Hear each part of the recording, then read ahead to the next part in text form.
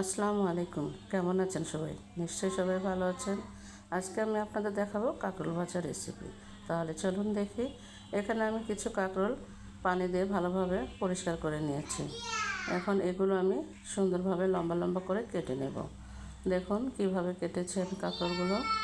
এই যে এইভাবে কেটে নিয়েছে। এখন এর মাঝে আমি 1 চামচ আদা রসুন বাটা, সামান্য পরিমাণ লবণ আরও অ্যাড করছি, সামান্য পরিমাণ জিরা গুঁড়া আরও অ্যাড করছি, হলুদ গুঁড়া আরও অ্যাড করছি, মরিচ গুঁড়া আরও অ্যাড করছি, এর মাঝে সামান্য পরিমাণ সয়াবিন তেল।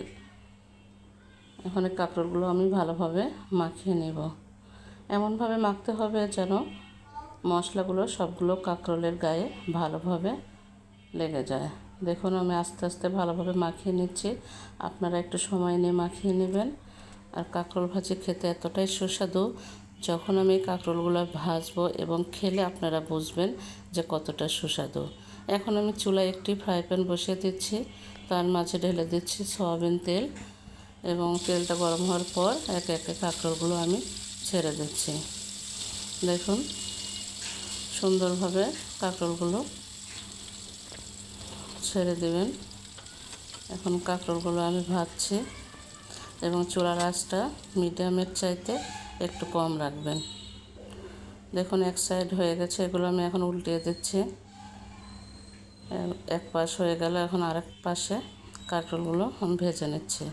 এখন সবগুলো কাঁকরোল আমার ভাজা শেষ। দেখুন এখন এগুলো আমি উঠিয়ে নেব। একে একে সবগুলো কাঁকরোল উঠিয়ে নিলাম এবং একটু যে পুড়ে গেছিলো মশলাগুলো, ওগুলো আমি সাইড থেকে তুলে ফেলে দিচ্ছি।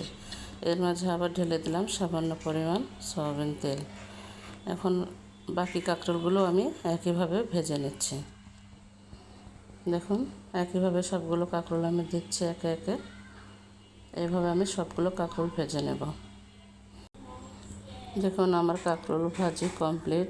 এই কাঁকরোল ভাজি এতটাই খেতে সুস্বাদু যে যে খায় না সেও এই কাঁকরোল ভাজি খেলে বারবার খেতে চাইবে। আপনারাও আমার মতো বাসায় ট্রাই করবেন। ভালো থাকবেন সবাই, এই শুভকামনায়। আল্লাহ হাফেজ।